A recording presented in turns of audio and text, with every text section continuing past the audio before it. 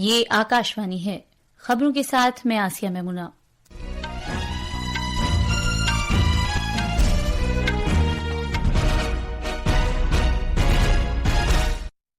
وزیر اعظم نریندر مودی نے کہا ہے کہ کوواڈ گروپ بھارت بحر الکاہل خطے میں امن، خوشحالی اور ترقی کے لیے کام کرنے کے لیے ایک اہم گروپ کے طور پر ابھرا ہے۔ وہ چوتھی میٹنگ میں شرکت کے لیے روانہ ہو چکے ہیں جو امریکہ کے شہر ولمنگٹن میں ہوگی۔ بھارت اور برازیل نے ایندھن اور باہمی تجارت کو بڑھانے کے سلسلے میں اپنا تعاون اور اشتراک جاری رکھنے کا فیصلہ کیا ہے۔ جموں کشمیر اسمبلی چناؤ کے دوسرے مرحلے کے لیے انتخابی مہم تیز ہو گئی ہے۔ بی جے پی کے اعلی رہنما امت شاہ پونچھ میں چناؤ ریلی سے خطاب کریں گے۔ موسمیات کے محکمے نے کل سے 3 دن تک اڈیشہ میں موسلادھار بارش کی پیشگوئی کی ہے۔ جاپان میں موسم کی پیشگوئی کے پیش نظر واجیما اور سوزو شہروں کے ہزاروں لوگوں سے کہا گیا ہے کہ وہ محفوظ مقامات پر چلے جائیں۔ اور چینئی کرکٹ ٹیسٹ میچ میں بھارت نے اپنی دوسری اننگز میں 4 وکٹ پر 287 رن بنا کر کھیل ختم کرنے کا اعلان کر دیا۔ اس طرح اس نے بنگلہ دیش کو جیت کے لیے 515 رن کا ایک بڑا نشانہ دیا ہے۔ اب خبریں تفصیل سے۔ وزیر اعظم نریندر مودی ڈیلاویئر میں ولمنگٹن میں کوواڈ رہنماؤں کی چوتھی سالانہ میٹنگ میں شرکت کے لیے روانہ ہو چکے ہیں جو آدھی رات کے بعد شروع ہوگی۔ وزیر اعظم نے امریکہ کے 3 روزہ دورے پر روانہ ہونے سے پہلے اپنے ایک بیان میں کہا کہ وہ صدر بائیڈن، آسٹریلیا کے وزیر اعظم اینٹنی البنیز اور جاپان کے وزیر اعظم فومیو کیشیدا کے ساتھ کوواڈ چوٹی میٹنگ میں ملنے کے منتظر ہیں۔ جناب مودی نے اپنے بیان میں یہ بھی کہا کہ بھارت بحر الکاہل خطے میں خوشحالی، ترقی اور امن کے لیے ہم خیال ملکوں کے ساتھ مل کر کام کرنے کے لیے ایک اہم گروپ وجود میں آیا ہے۔ یہ گروپ بھارت اور آسٹریلیا، جاپان اور امریکہ پر مشتمل ہے اور ان چاروں ملکوں نے بھارت بحر الکاہل خطے کو ایک کھلا اور آزادانہ خطہ بنانے کا تہیہ کر رکھا ہے۔ صدر بائیڈن کے ساتھ اپنی میٹنگ کے بارے میں جناب مودی نے اس اعتماد کا اظہار کیا کہ دونوں رہنما بھارت اور امریکہ کے درمیان جامع عالمی کلیدی شراکت داری کے نئے اہم شعبوں کی شناخت کے لیے راہ ہموار کریں گے جس سے دنیا بھر کے عوام کو فائدہ پہنچے گا۔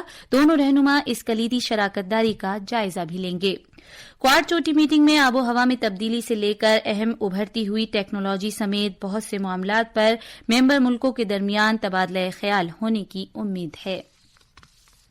وزیر اعظم امریکہ کے صدر کے علاوہ کوواڈ کے دوسرے رہنماؤں کے ساتھ بھی 2 طرفہ میٹنگیں کریں گے۔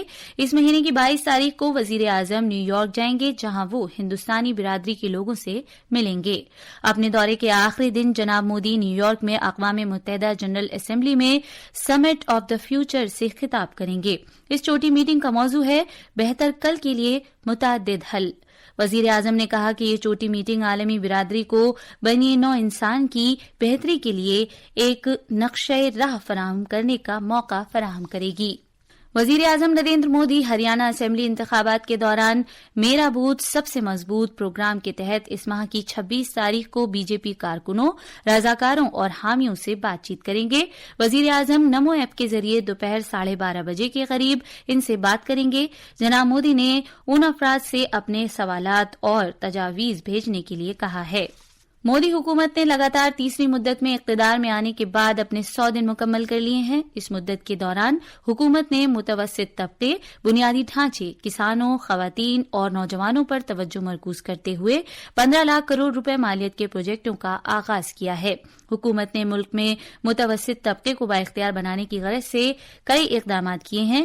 نریندر مودی حکومت نے متوسط طبقے کو اعلیٰ ترجیح دی ہے۔ 7 لاکھ روپے تک کی آمدنی پر کوئی ٹیکس نہیں ہے جبکہ معیاری کٹوتی کو 50,000 روپے سے بڑھا کر 75,000 روپے کیے جانے کے سبب کروڑوں ٹیکس دہندگان کو فائدہ ہو رہا ہے۔ انکم ٹیکس ایکٹ کا جامع جائزہ لیا گیا ہے تاکہ اسے سادہ اور عوام دوست بنایا جا سکے۔ مودی حکومت نے یونیفائڈ پینشن اسکیم کے تحت 23 لاکھ ملازمین کے لیے 50% پینشن کو یقینی بنایا ہے۔ محکمہ دفاع کے ریٹائرڈ عملے اور ان کے کنبوں کے فلاح و بہبود کو یقینی بنانے کے مقصد سے ایک عہدہ ایک پینشن اسکیم پر نظر ثانی کی گئی ہے۔ متوسط طبقے کو راحت فراہم کرنے کی غرض سے سونے اور چاندی پر کسٹم ڈیوٹی کو کم کر کے 6% جبکہ پلیٹینم پر 6.4% کر دیا گیا ہے۔ پی ایم سوریہ گھر مفت بجلی یوجنا کے تحت 3.5 لاکھ مکانوں میں شمسی نظام نصب کیا گیا ہے، جس سے متوسط طبقے کی بچت میں اضافہ ہو رہا ہے۔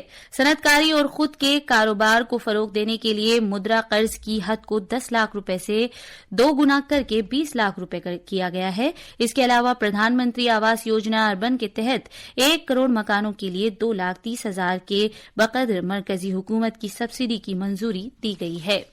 اس کے علاوہ پونے، تھانے اور بنگلورو کے لیے 30,700 کروڑ روپے مالیت کے میٹرو پروجیکٹوں کی بھی منظوری دی گئی ہے۔ یہ خبریں آکاشوانی سے نشر کی جا رہی ہیں۔ وزیر داخلہ اور بی جے پی کے اعلی رہنما امت شاہ منگل سے مہاراشٹر کا 2 روزہ دورہ کریں گے۔ بی جے پی مہاراشٹر کے سربراہ چندر شیکھر باونکلے نے نامہ نگاروں کو یہ اطلاع دی ہے۔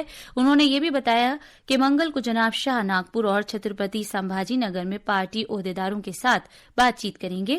25 ستمبر کو جناب امت شاہ ناسک اور کولہاپور جائیں گے۔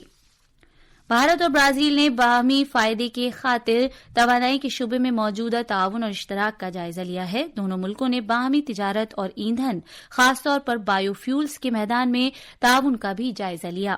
بھارت کے پیٹرولیم اور قدرتی گیس کے وزیر جناب ہردیپ سنگھ پوری جمعرات سے برازیل کے 3 روزہ دورے پر ہیں۔ برازیل کے کاموں اور توانائی کے محکمے کے وزیر الیگزینڈر سلویرا کے ساتھ جناب پوری کی بات چیت کے بعد جاری کیے گئے ایک مشترکہ بیان میں یہ جانکاری دی گئی ہے۔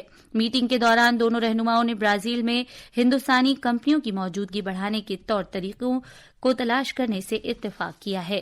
اس کے علاوہ دونوں وزیروں نے اثاثے بڑھانے کی غرض سے نئی سرمایہ کاری کے امکانات پر بھی تبادلہ خیال کیا۔ جموں کشمیر میں اسمبلی انتخابات کے دوسرے مرحلے کے لیے چناؤ مہم میں تیزی آ گئی ہے۔ اس مرحلے کے تحت 6 ضلعوں پر محیط 26 اسمبلی حلقوں میں اس مہینے کی 25 تاریخ کو پولنگ ہوگی۔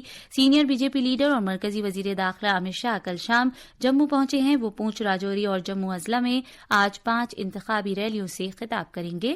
جناب امت شاہ کا کل ادھمپور مشرقی پارلیمانی حلقے میں نوشیرہ اور مجالٹا میں ریلیاں کرنے کا پروگرام ہے۔ بی جے پی کے اعلی رہنما جے پی نڈا اور راجناتھ سنگھ آئندہ دنوں میں انتخابی جلسوں سے خطاب کریں گے۔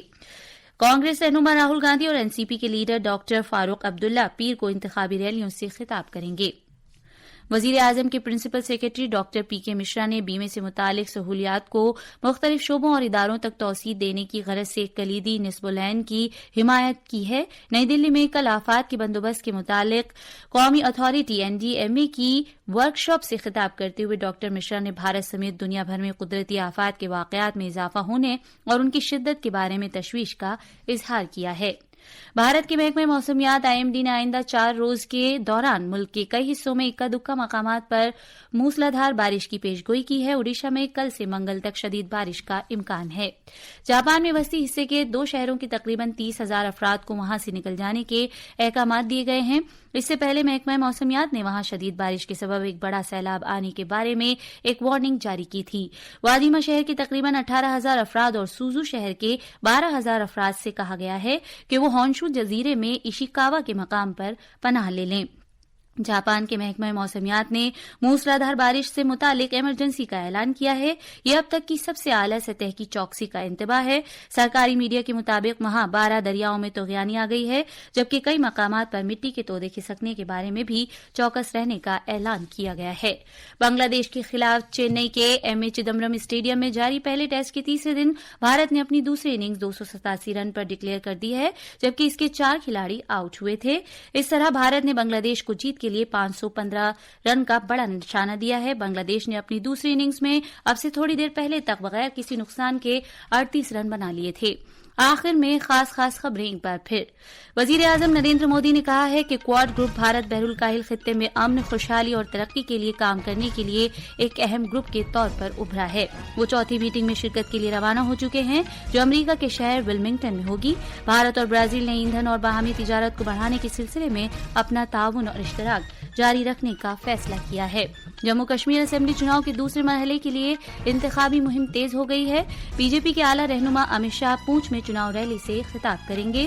موسمیات کے محکمے نے کل سے 3 دن تک اوڈیشہ میں موسلادھار بارش کی پیش گوئی کی ہے. جاپان میں موسم کی پیش گوئی کے پیش نظر واجیما اور سوزو شہروں کے ہزاروں لوگوں سے کہا گیا ہے کہ وہ محفوظ مقامات پر چلے جائیں. اس کے ساتھ ہی خبروں کا یہ بلیٹن ختم ہوا.